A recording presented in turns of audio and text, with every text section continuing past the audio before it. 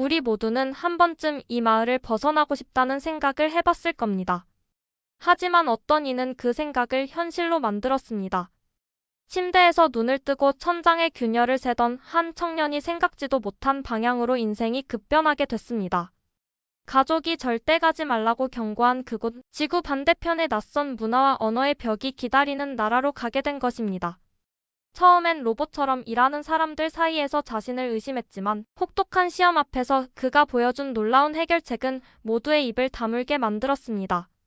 외국인은 우리 방식을 절대 이해 못해라며 무시하던 이가 결국 고개를 숙인 그 순간 우리는 문화적 편견이 어떻게 무너지는지 목격하게 됩니다. 작은 마을 출신 청년이 세계적 기업의 핵심 인재가 되기까지 그 충격적인 여정을 지금 공개합니다. 침대에서 눈을 뜨고 천장을 바라보고 있었어요. 23살 내내 봐왔던 그 천장이었죠. 작은 강줄기처럼 펼쳐진 균열들이 보였어요. 저는 그 균열 하나하나를 다 외우고 있었죠. 제 방은 고등학교 때부터 하나도 변한 게 없었어요. 벽에는 여전히 같은 밴드 포스터들이 걸려 있었고 구직 신청서를 쓸 때마다 삐걱거리는 책상이 놓여 있었어요. 창문 너머로는 밀필드 마을이 매일 같은 일상을 반복하고 있었어요. 마을에서 일어나는 일들로 시계를 맞출 수 있을 정도였죠. 아침 6시 15분이면 제빵사의 밴이 우리 거리를 지나가고 있었어요. 6시 45분에는 핸드릭스 아주머니가 작은 강아지를 데리고 우리 집 앞을 지나가고 있었고요. 7시 30분이면 공장 기적 소리가 울리고 있었죠. 이 마을에 대해서는 모든 걸 알고 있었지만 여전히 이곳에 속한다는 느낌은 들지 않고 있었어요. 침대에서 일어나니 바닥이 삐걱거렸어요. 아래층에서 엄마가 아침을 준비하는 소리 외에는 집안이 조용했어요. 아빠는 또 낚시 장비를 차고에 두고 오셨더라고요. 아침 식사 때 엄마가 잔소리할 모습이 벌써 눈에 선했어요. 우리 부모님은 크게 싸우시진 않았지만 집안에는 늘 말없는 불행감이 감돌고 있었어요. 동생 지수는 우리 가족과 달랐어요. 꿈이 있었거든요. 부엌에 들어서니 식탁 위에 대학 지원서들이 펼쳐져 있었어요. 한국 유학을 위한 서류들이었죠. 지수는 밀필드를 떠나 한국으로 가고 싶어 했어요. 처음에는 이해가 안 갔어요. 왜 하필 한국인지. 아침부터 또 한국 유학 서류야? 그 졸린 눈으로 커피를 따르며 중얼거리고 있었어요.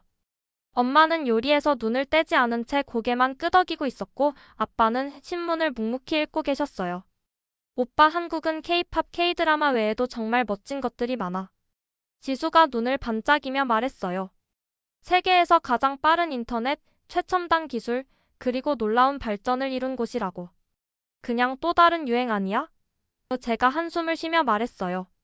저는 솔직히 한국에 대해 별로 관심이 없었어요. 그저 아시아의 작은 나라라고만 생각하고 있었죠. 핸드폰을 확인하는데 놀라운 메시지가 와 있었어요. 토마스 삼촌이었죠.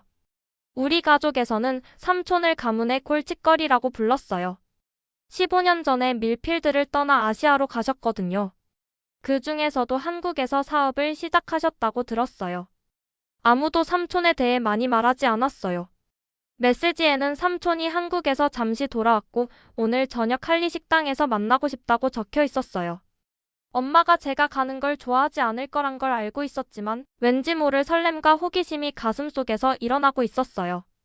토마스 삼촌은 이 마을이 기대하는 것 이상으로 제가 더 나은 사람이 될 수 있다고 말해준 유일한 사람이었거든요.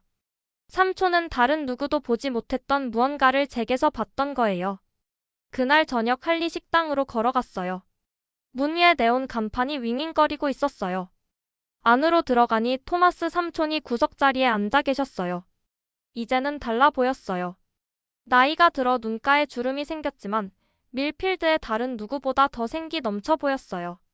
오랜만이구나. 제가 앉자마자 삼촌이 밝게 웃으며 말씀하셨어요. 처음에는 마을 소식이나 가족 얘기 같은 가벼운 대화를 나누고 있었어요. 저는 삼촌에게 제 작은 코딩 프로젝트에 대해 말했어요. 다른 사람들이 잠든 밤에 혼자 작업하던 것들이었죠. 한국에서는 어떻게 지내세요? 궁금해서 물어봤어요. 상상 이상으로 좋아. 삼촌의 눈이 반짝였어요. 처음에는 나도 편견이 있었어.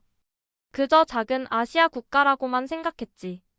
하지만 그곳에 가보니 세계에서 가장 혁신적인 기술 강국 중 하나더구나. 인터넷 속도는 미국의 2배, 스마트폰 보급률은 세계 최고, 그리고 디지털 헬스케어 분야에서는 선두주자야. 삼촌이 봉투 하나를 테이블 위로 밀어주셨어요. 이게 뭐예요? 제가 물었어요. 기회란다. 삼촌이 대답하셨어요. 서울에 있는 테크 스타트업 미래기술에 내가 아는 사람이 있어. 그들은 다르게 생각하는 사람들을 찾고 있어. 다른 사람들이 놓치는 패턴을 볼 수 있는 사람들 말이야. 내 얘기를 그들에게 해줬단다. 봉투 안에는 인턴십 제안서가 들어 있었어요. 한국의 미래기술에서 일할 수 있는 기회였죠. 그 회사는 의료 분야를 혁신할 수 있는 AI 기술을 개발하고 있었어요. 내 프로젝트에 대해 내가 말해준 것에 그들이 감명받았어. 토마스 삼촌이 설명하고 계셨어요. 한국은 외국 인재들에게 문을 활짝 열고 있어. 영어로도 충분히 일할 수 있고 한국어는 천천히 배우면 돼. 가슴이 쿵쿵 뛰고 있었어요. 한국은 지구 반대편이었어요. 제가 알고 있는 모든 것을 떠나야 했죠. 가족, 집, 익숙한 일상 모두요. 게다가 한국에 대해 아는 것이라고는 지수가 보여준 드라마와 음악이 전부였어요. 엄마의 목소리가 머릿속에 울리고 있었어요. 우리 같은 사람들은 밀필드를 떠나지 않는단다. 솔직히 말하면 삼촌. 한국이라니요? 지구 반대편에 있는 나라인데. 언어도 다르고 문화도 너무 다를 것 같아요. 나도 처음엔 그랬어. 삼촌이 웃으며 말했어요. 하지만 가보면 알게 될 거야. 한국 사람들의 따뜻함, 음식의 맛, 열정적인 일 문화와 깊은 인간 관계를 중요시하는 사회. 그리고 내 기술을 정말로 필요로 하는 혁신적인 회사들이 많다는 것을. 삼촌이 휴대폰을 꺼내 사진들을 보여주기 시작했어요. 서울의 화려한 야경, 첨단 빌딩들 사이에 자리한 고궁의 모습, 분주하게 움직이는 사람들 속에서도 느껴지는 활기찬 에너지. 제가 상상했던 것과는 완전히 달랐어요. 봄에는 벚꽃이 흐드러지게 피고 가을에는 단풍으로 물드는 아름다운 풍경도 있었어요. 지원 마감일은 일주일 후야. 토마스 삼촌이 말씀하셨어요. 지금 당장 결정하지 않아도 돼. 집으로 걸어오는 길에 밀필드의 거리가 어쩐지 달라 보였어요. 같은 집들, 같은 상점들, 같은 가로등들, 하지만 이제는 더 작게 느껴졌어요. 마치 멀리서 바라보는 것처럼요. 정말 이렇게 할 수 있을까? 가족을 떠나? 친숙한 모든 것에서 벗어나? 그것도 한국이라는 완전히 다른 문화의 나라로? 실패하면 어떡하지? 방으로 돌아와서 봉투를 책상 위에 올려놓았어요. 달빛이 창문을 통해 들어와 인턴십 지원서를 비추고 있었어요. 그 순간 지수의 방에서 한국 음악이 흘러나오고 있었어요. 어쩐지 그 음악이 이전보다 더 흥미롭게 들리기 시작했어요. 이제 제 인생을 바꿀 만큼 용감해질 수 있는지, 그리고 제가 한 번도 생각해보지 않았던 나라에서 새로운 가능성을 발견할 수 있을지 결정할 시간이 일주일 남았어요. 처음으로 밀필드를 벗어나 더 넓은 세상, 그것도 한국이라는 생각지도 못했던 나라에서 새로운 시작을 할 수 있다는 희망이 가슴속에서 조금씩 자라나고 있었어요. 어쩌면 한국이 내가 생각했던 것보다 훨씬 더 흥미로운 곳일지도 모른다는 생각이 들기 시작했어요. 한국 기업 호라이즌 테크의 채용 제안서가 책상 위에 3일째 놓여 있었어요. 매일 아침 저녁으로 그 서류를 바라보고 있었지만 결정을 내릴 용기가 나지 않았죠. 날이 갈수록 그 서류가 더 무거워지는 것만 같았어요. 마치 종이가 아니라 무거운 돌덩이를 들고 있는 느낌이었습니다. 솔직히 말하자면 한국에 대해 별로 좋은 인상이 없었어요. 뉴스에서 본 복잡한 도시 모습, 빡빡한 경쟁 문화, 그리고 너무 다른 언어와 음식. 모든 게 낯설고 부담스럽게 느껴지고 있었죠. 엄마는 제가 제임스 삼촌과 이 제안에 대해 상담했다는 걸 알게 됐어요. 제가 직접 말하지 않았는데도요. 하지만 작은 마을에서는 비밀이 오래 비밀로 남지 못하죠. 슈퍼마켓의 피터슨 아주머니가 우리가 카페에서 이야기하는 모습을 보시고는 엄마께 슬그머니 알려주셨던 거예요. 그 후의 말다툼은 정말 격렬했어요. 엄마의 얼굴은 붉게 달아오르고 손을 허공에서 흔들며 화내고 계셨습니다. 그 사람은 내 머릿속을 엉뚱한 생각으로 채우기만 해. 엄마가 제임스 삼촌에 대해 말씀하셨어요. 한국이 뭐가 좋다고? 그렇게 멀리 가서 고생할 필요가 있겠니? 내 인생을 낭비하게 만들 뿐이야. 아빠는 싸움 동안 아무 말도 하지 않으셨어요. 그저 식사 접시만 바라보며 포크로 음식을 이리저리 밀고 계셨죠. 아빠의 침묵이 엄마의 고함보다 더 마음 아프게 느껴지고 있었습니다. 다음 날 머리를 식히려고 우리 마을을 걷고 있었어요. 익숙한 거리가 편안하면서도 동시에 답답하게 느껴지고 있었죠. 인도의 모든 균열, 모든 가게 간판, 지나치는 모든 얼굴이 너무나 익숙했어요. 이 작은 마을에는 새로운 것이 없었고 보통은 그게 좋았습니다. 하지만 그날은 이 익숙함이 가슴을 답답하게 만들고 있었어요. 그레이슨 선생님, 제 고등학교 국제 문화 선생님이 마트 앞에서 무거운 장바구니를 들고 애쓰시는 모습이 보였어요. 모든 것을 균형 있게 들려고 하시는데 안경이 코에서 자꾸 미끄러지고 있었죠. 서둘러 다가가 도와드렸어요. 제가 좀 들어드릴게요. 하고 말하며 가장 무거운 봉지를 몇 개 들었어요. 그레이슨 선생님은 안도의 미소를 지으셨어요. 고맙구나. 예전만큼 힘이 좋지 않아서 말이야. 함께 마을 끝에 있는 선생님의 작은 집으로 걸어갔어요. 어쩌다 보니 집 안까지 따라 들어가게 됐죠. 거실은 책과 세계 각국의 기념품들로 가득 차 있었어요. 특히 한쪽 벽에는 한국 관련 물건들이 많이 진열되어 있었습니다. 전통 부채, 작은 도자기, 그리고 한글로 된 책들까지. 제가 상상하던 세계여행가의 집 같은 모습이었어요. 앉으렴. 선생님이 의자에서 책을 치우며 말씀하셨어요. 차를 좀 끓일게. 선생님이 부엌에 계시는 동안 주변을 둘러보고 있었어요. 선반 위에는 제가 본 적 없는 사진들이 있었죠. 한 사진에서는 훨씬 젊은 그레이슨 선생님이 서울의 번화가로 보이는 곳에서 한국인들과 함께 웃으며 서 계셨어요. 그들 뒤의 간판에는 한글로 호라이즌 테크라고 적혀 있었습니다. 그레이슨 선생님이 차를 가지고 돌아오셨을 때 저는 그 사진을 가리켰어요. 한국에서 일하셨어요? 선생님은 천천히 고개를 끄덕이셨어요. 우리 마을에서 가르치기 전에 8년 동안 서울에서 살았었지. 제임스가 한국 회사에서 내게 제안이 왔다고 말해주더라. 제임스 삼촌이 선생님께 말씀드렸다는 게 놀라웠지만 두 분이 친구였다는 걸 기억했어요. 솔직히 말하면 한국에 대해 좀 걱정이 되고 있어요. 제가 머뭇거리며 말했어요. 뉴스나 영화에서 본 것들이 다 너무 낯설고 그쪽 사람들은 외국인에게 냉정하다는 이야기도 들었고 그레이슨 선생님은 따뜻한 미소를 지으셨어요. 미디어에서 보여주는 것과 실제는 많이 다르단다. 내 경험을 좀 들려줄까? 선생님은 캐비닛으로 걸어가 앨범 하나를 꺼내셨어요. 안에는 한국에서의 생활 사진들이 가득했어요. 아름다운 산과 강, 번화한 도시 풍경, 그리고 많은 한국인 친구들과 함께 찍은 사진들이었죠. 선생님은 그것들을 테이블에 펼쳐 놓으셨어요. 처음에는 나도 내 마음과 비슷했어. 선생님이 조용히 말씀하셨어요. 모든 게 낯설고 때로는 두렵기도 했지. 하지만 한국 사람들은 내가 만난 가장 따뜻하고 친절한 사람들이었단다. 그들의 정문화는 정말 특별해. 저는 선생님께 제 두려움을 모두 털어놓았어요. 낯선 나라에서 혼자 사는 것, 언어 장벽, 문화 차이로 인한 실패, 가족들을 실망시키는 것. 모든 걱정이 한꺼번에 밀려오고 있었죠. 그레이슨 선생님은 주에 깊게 듣고 계셨어요. 그런 다음 책장에서 가죽 표지의 낡은 일기장 한 권을 꺼내셨어요. 이건 내가 한국에서 보낸 첫 해의 일기야. 선생님이 그것을 제 손에 건네며 말씀하셨어요. 읽어봐. 두려움은 누구에게나 있는 정상적인 감정이라는 걸 알게 될 거야. 그리고 그 두려움을 넘어서면 얼마나 놀라운 경험들이 기다리고 있는지도 말이야. 일기장이 제 손에서 따뜻하고 중요하게 느껴지고 있었어요. 선생님께 감사드리고 해가 지는 동안 집으로 걸어갔습니다. 그날 밤 손전등으로 그레이슨 선생님의 일기를 읽고 있었어요. 수십 년 전 선생님의 생각들이 오늘 제 마음과 너무 닮아 있었죠. 선생님도 처음에는 두려워하셨어요. 언어를 배우는 어려움, 문화 충격, 홀로 지내는 외로움. 하지만 페이지를 넘길수록 점점 달라지고 있었어요.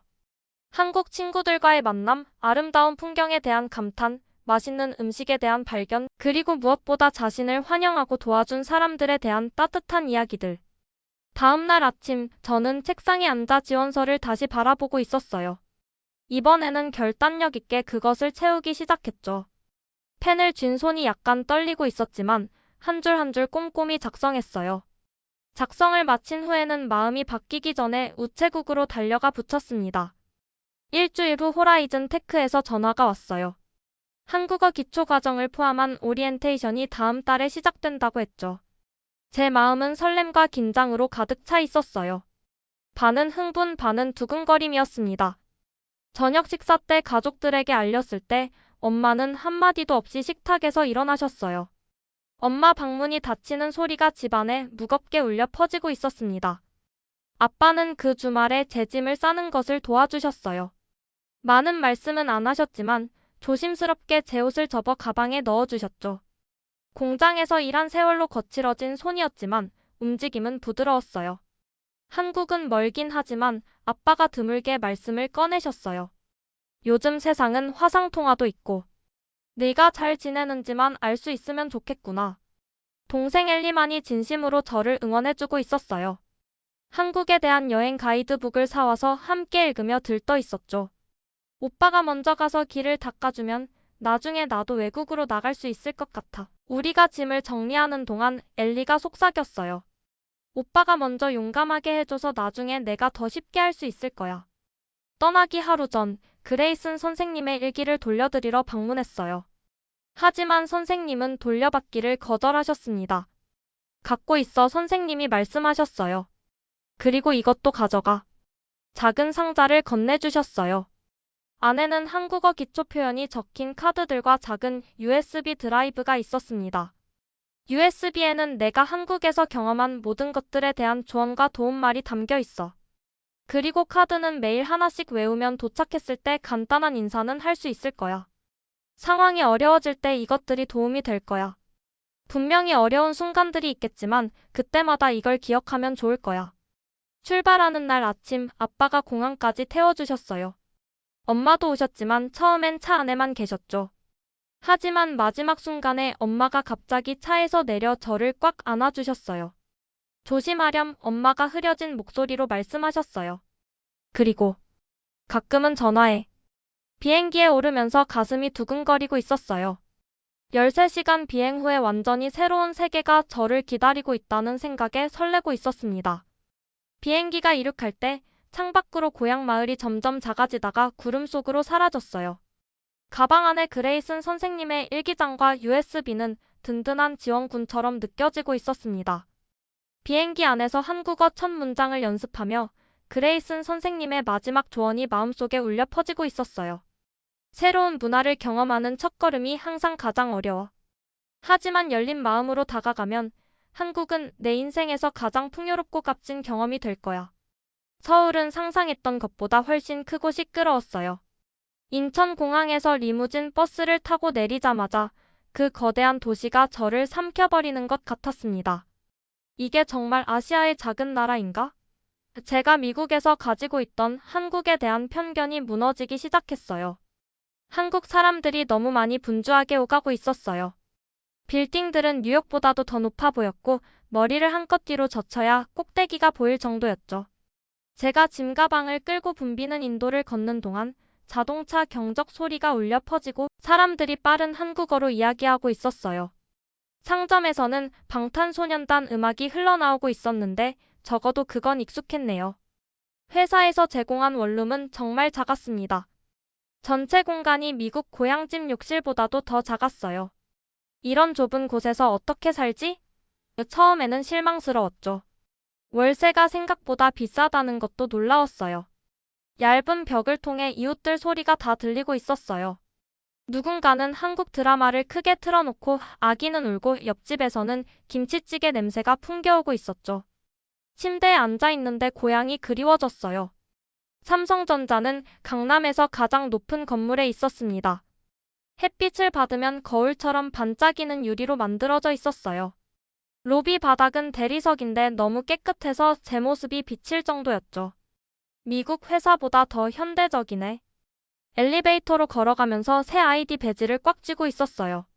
심장이 너무 세게 뛰어서 모두가 들을 수 있을 것 같았습니다. 팀장 이름은 윤지원이었어요. 영어를 잘하긴 했지만 너무 빠르게 말하면서 IT 용어를 쏟아내고 있었죠. 그녀가 저를 작업자리로 안내했는데 그곳은 두 개의 다른 책상 사이에 있었어요. 왼쪽에는 서울대 출신의 김민준이 있었고 오른쪽에는 부산에서 온 이수진이 있었죠. 두 사람 모두 너무 빨리 타자를 쳐서 키보드 위에서 손가락이 흐릿하게 보일 정도였어요. 이 사람들은 로봇인가? 처음 본 한국인의 일하는 모습에 놀라고 있었죠. 첫 팀 미팅에서 윤지원이 모두에게 아이디어를 물었습니다. 제 차례가 왔을 때 목소리가 목에 걸려 나오지 않았어요. 그 똑똑한 한국인들이 저를 쳐다보고 있으니 머릿속이 하얘졌죠. 아마 날 바보 같은 서양인이라고 생각하겠지. 한국어도 잘 모르는데 기술적인 용어까지 나오니 정말 당황스러웠어요. 김민준이 나서서 윤지원에게 질문을 던지며 저를 구해줬어요. 밤이 가장 힘들었습니다. 미국 집에 전화를 걸면서 여긴 완전 다른 세상이야. 한국인들은 너무 빠르고 효율적이야. 난 여기에 어울리지 않는 것 같아. 라고 말했어요. 엄마는 한마디로만 대답하고 긴 침묵이 이어지곤 했죠. 한국은 비싸니? 음식은 먹을만하니? 그 사람들이 널 무시하진 않니? 아빠는 날씨와 마을 소식에 대해 이야기하려고 했지만 곧 할 말이 떨어졌어요. 오직 여동생 엘리만 제게 웃음 짓게 만드는 재미있는 문자 메시지를 보내고 있었죠. 한국에서 K-팝 스타 보면 사인 꼭 받아와. 넌 할 수 있어. 삼성에서 3주째 되던 날 큰 실수를 저질렀어요. 제가 작성한 코드가 주요 개발 서버를 다운시켰습니다. 저 때문에 모든 사람의 작업이 중단됐어요. 창피함에 얼굴이 화끈거렸죠. 역시 서양인은 한국 회사에 맞지 않아. 제가 한국 회사 시스템을 망가뜨렸다고 생각하니 책상 밑으로 숨고 싶었어요. 하지만 놀랍게도 김민주는 화내지 않았어요. 오히려 그는 문제를 해결하기 위해 저와 함께 늦게까지 남았죠. 우리는 치킨과 맥주를 주문해서 자정까지 일했어요. 여기서는 누구나 가끔 실패해요.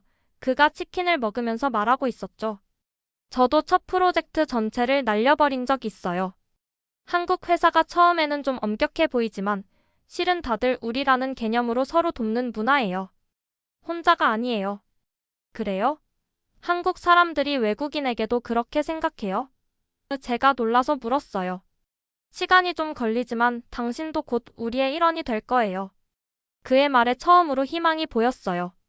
그날 밤 이후 김민주는 저를 그의 친구들에게 소개해 주었어요. 우리는 금요일마다 한강에서 치맥치킨과 맥주를 즐겼죠. 그들은 제게 한국어 몇 마디를 가르쳐 주었고 저는 그들에게 미국 농담을 들려주고 있었어요. 한국의 문화와 음식에 대해 알려주는 그들 덕분에 처음으로 외로움이 덜 느껴졌습니다. 생각보다 한국 사람들이 친절하네. 하지만 모두가 친절한 건 아니었어요. 박 이사가 우리 부서를 관리하고 있었죠. 그는 키가 크고 차가운 눈을 가졌으며 절대 웃지 않았어요. 회의 중에 저를 지켜보며 찌푸리곤 했죠. 한 번은 다른 매니저에게 저를 보면서 외국인은 우리 방식을 절대 이해 못해라고 한국어로 말하는 것을 들었어요. 다행히 김민준에게 배운 한국어를 조금 알아들을 수 있었죠. 이수진은 박 이사님은 옛날 사람이라 외국 문화에 익숙하지 않으세요. 특히 서양인들에게요. 우리 회사 문화를 이해 못할 거라고 생각하시는 거예요 라고 조용히 설명했어요. 어느 월요일 아침 박 이사가 저를 사무실로 불렀어요. 그는 저에게 매우 짧은 기한에 특별 프로젝트를 주었죠. 일주일 안에 끝내세요. 외국인도 우리 회사에서 일할 능력이 있는지 보여주세요. 사무실을 나왔을 때 이수진이 정숙이 옆에서 기다리고 있었어요. 조심해요. 그녀가 속삭였죠. 그렇게 외국인들을 테스트하는 방법이에요. 불가능한 과제를 주고 실패하면 역시 안 되는군이라고 결론 내리죠. 프로젝트는 정말 어려웠어요. 이건 함정이야. 한국인들은 외국인이 잘하길 원하지 않아. 처음에는 그렇게 생각했지만 포기하지 않기로 했어요. 2주 동안 매일 밤 늦게까지 일했습니다. 김민준과 이수진이 가끔 커피를 사다 주며 격려해주고 있었어요. 때로는 집에 가는 대신 책상 아래서 잠을 자기도 했어요. USB에 있는 이전 팀원의 한국어 노트를 번역기로 계속 읽었어요. 한국식 업무 방식과 미국식 창의성을 접목한 새로운 접근법을 시도해봤어요. 제 작업을 발표하는 날이 왔습니다. 박 이사가 팔짱을 끼고 앞줄에 앉아 있었어요. 외국인이 한국 방식으로 일할 수 있을까요? 그의 눈빛이 의심으로 가득 차 있었죠. 다른 매니저들과 팀장들이 회의실을 가득 채우고 있었어요. 한국어와 영어를 섞어 발표하면서 손이 떨리고 있었어요. 발표 중간에 시스템에 오류가 발생했어요. 화면이 잠시 검게 변했죠. 제 잘못은 아니었어요. 건물에 전력 변동이 있었지만 가슴에 공포가 밀려오는 느낌이었습니다. 이제 끝이구나. 역시 외국인은 안 된다고 할 거야. 그때 김민준이 가르쳐준 한국 속담이 생각났어요. 실패는 성공의 어머니. 사과하거나 당황하는 대신 저는 그 오류를 활용해 제 솔루션이 예상치 못한 문제에 어떻게 적응할 수 있는지 보여줬어요. 한국의 빨리빨리 문화에 맞게 빠르게 복구하고 계속 작동하는 모습을 시연했죠. 위기 상황에서도 침착하게 제가 한국어로 말하자 몇몇 사람들이 놀란 표정을 짓고 있었어요. 발표를 마치자 방 안은 조용했어요. 박 이사의 표정은 여전히 차가웠지만 약간의 흥미가 보이는 것 같았어요. 하지만 제 발표 중에 들어온 정 회장님은 제 접근 방식에 대해 여러 질문을 했어요. 서양의 창의성과 한국의 효율성을 잘 섞었네요. 재미있는 시도입니다. 나중에 윤지원이 복도에서 저를 불러 세웠어요. 대단해요. 그녀가 조용히 말했죠. 박 이사님이 외국인 직원에게 인정의 눈빛을 보낸 건 처음 봤어요. 이제 진짜 우리 팀의 일원이 된 것 같아요. 그날 저녁 퇴근하면서 처음으로 한국에서 인정받는 기분이 들었어요. 처음에는 너무 다르고 낯설게만 느껴졌던 한국이 이제는 기회의 땅으로 보이기 시작했어요. 서울 지하철에서 한국어 책을 펴고 더 열심히 공부하고 있었어요. 그날 밤 미국에 있는 가족에게 화상통화를 걸어 성공적인 발표에 대해 이야기했어요. 처음에는 한국 사람들이 외국인을 무시한다고 생각했는데 알고 보니 그저 증명을 기다리고 있었던 거야. 그들의 문화를 존중하고 배우려고 노력하니까 그들도 나를 인정해주기 시작했어. 통화를 끊은 후 작은 창문으로 서울의 밤 풍경을 바라봤어요. 처음에는 차갑고 무섭게만 느껴졌던 한강을 따라 반짝이는 불빛들이 이제는 따뜻하고 반가운 친구처럼 느껴졌어요. 일부는 심지어 희망의 별처럼 빛나고 있었죠. 이제 한국은 더 이상 낯선 곳이 아니야. 저는 혼잣말을 하며 미소 짓고 있었어요. 한국에서의 새로운 삶이 비로소 진짜로 시작되고 있었습니다. 중요한 마감일이 다가오면서 우리 팀은 밤낮 없이 일하고 있었어요. 모두들 눈 밑에 다크서클이 생기고 지친 표정을 짓고 있었죠. 책상마다 빈 커피잔이 쌓여가고 자정이 넘어서도 사무실은 완전히 비워지지 않고 있었어요. 그러던 중에 심각한 문제가 발견됐어요. 우리 프로젝트의 핵심 설계에 결함이 있었던 거죠. 사실 저는 몇 주 전에 이 문제를 눈치챘지만 말을 꺼내기가 너무 두려웠어요. 이제 이 문제가 우리가 그동안 쏟아부은 모든 노력을 위협하고 있었죠. 해결하지 못하면 회사는 수억 원을 잃게 되고 우리 모두 일자리를 잃을 수도 있었어요. 김 이사님이 긴급 회의를 소집했어요. 회의실 앞에서 왔다 갔다 하며 얼굴이 붉게 달아오른 채 답을 요구하고 있었죠. 팀 리더들을 손가락으로 가리키며 다그치고 있었어요. 누구도 나서려 하지 않았고 회의실은 마치 여름 내우가 치기 직전 공기처럼 무겁고 팽팽한 긴장감이 감돌고 있었어요. 깊게 숨을 들이마셨어요. 심장이 너무 세게 뛰어서 아플 정도였지만 그래도 손을 들었어요. 제가 문제점을 알 것 같습니다. 제 목소리가 떨리긴 했지만 모든 사람들의 시선이 저에게 쏠렸어요. 떨리는 다리로 회의실 앞으로 걸어갔어요. 큰 화면으로 문제를 설명하는 제 테스트 결과를 모두에게 보여줬어요. 그리고 가능한 해결책을 설명했죠. 제 아이디어는 최신 기술과 제가 고향 시골에서 오래된 컴퓨터를 다루며 배운 실용적인 방법들을 결합한 거였어요. 김 이사님의 눈매가 날카로워졌어요. 그는 즉시 제 아이디어가 너무 위험하다고 말했죠. 검증되지 않았고 회사의 전통적인 방식과는 너무 달랐으니까요. 하지만 민지 팀장이 일어섰어요. 그녀는 제 해결책이 시도해볼 가치가 있다고 말했죠. 준호 차장이 동참했고 그 다음엔 소영 과장도요. 곧 방안의 절반이 제 아이디어를 지지하고 있었어요. 논쟁이 점점 더 격렬해지던 그때 문이 열렸어요. 이지원 대표님이 들어오자 모두가 숨을 죽였죠. 그녀는 양쪽 의견을 차분히 듣고 있었는데 표정은 깊은 생각에 잠긴 듯 했어요. 그리고 결정을 내렸죠. 우리 팀을 둘로 나누기로 한 거예요. 김 이사님은 기존 방식을 계속하고 저는 두 번째 팀을 이끌어 제 대안적 해결책을 시도하기로 했어요. 저요? 팀을 이끈다고요?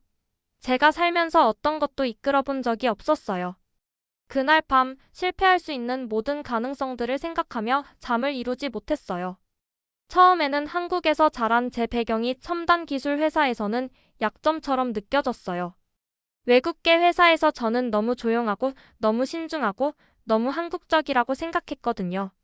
하지만 이제 그 한국적인 특성이 오히려 제 강점이 될 수도 있겠다는 생각이 들기 시작했어요. 사흘 동안 거의 쉬지 않고 일했어요. 팀원들 사이에서 조율하고 우리의 접근법을 다듬고 새로운 문제들이 생기면 해결하고 있었죠. 일이 너무 벅차게 느껴질 때면 제 고향 선생님이 해주셨던 말씀을 떠올리곤 했어요. 어려움은 새로운 길을 찾게 만드는 기회다. 어느 저녁 어머니가 전화를 걸어왔어요. 보통 우리 대화는 어색했지만 이번엔 뭔가 달랐어요. 목소리에 자신감을 담아 제 일에 대해 이야기했어요. 어려운 기술 용어를 사용하지 않고 대신 우리가 어떻게 창의적으로 문제를 해결하고 있는지 설명했죠.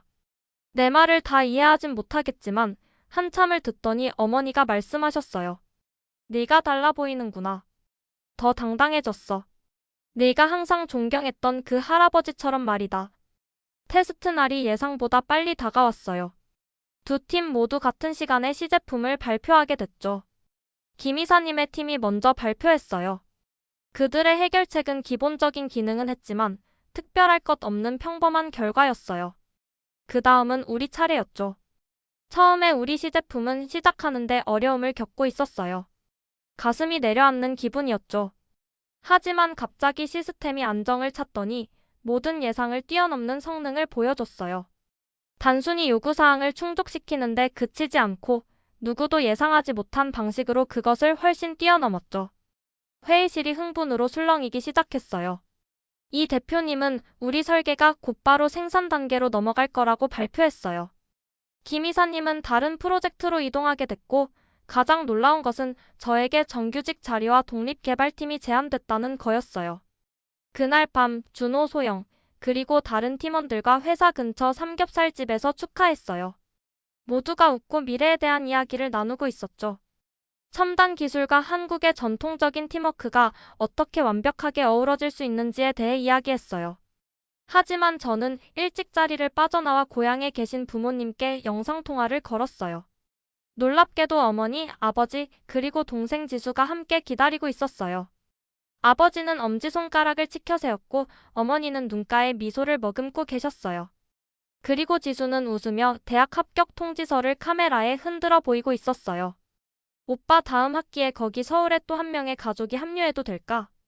지수가 장난스럽게 물었어요. 2달 후 저는 주말을 이용해 고향 시골로 내려갔어요.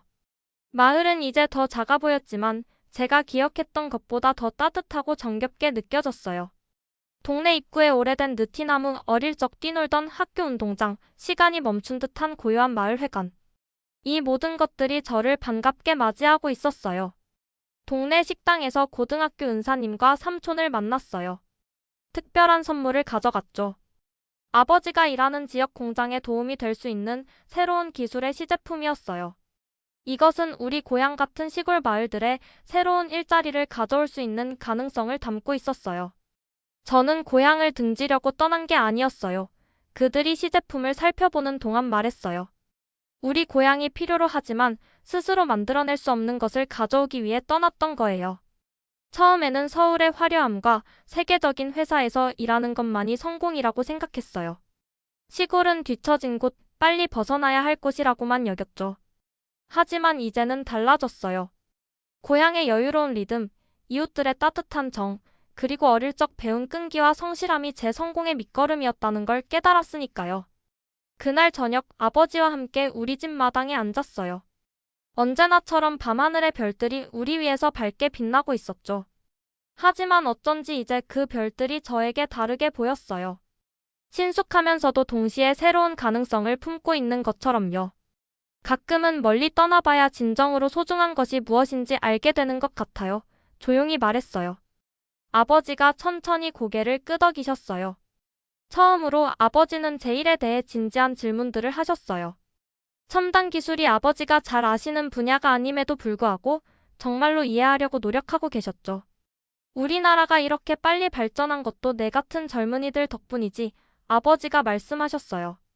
처음엔 내가 멀리 가는 게 서운했지만 이제 보니 내 선택이 옳았던 것 같구나. 제 일을 설명하면서 제가 얼마나 변했는지 깨달았어요. 이 여정은 단지 좋은 직업을 얻거나 성공을 증명하는 것만이 아니었어요.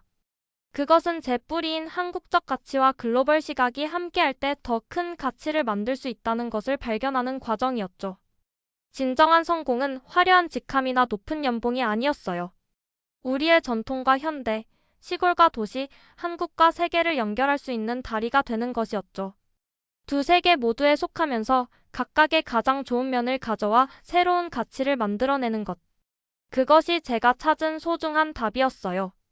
내일 저는 서울로 돌아갈 거예요. 하지만 이제는 다른 마음가짐으로 갈 거예요. 고향을 떠나는 사람이 아니라 고향과 세계를 잇는 다리를 만드는 사람으로요. 서로가 필요로 하는 것을 가진 두 세계, 그리고 그 사이에서 더 이상 갈등하지 않고 자신감 있게 서 있는 저. 이렇게요.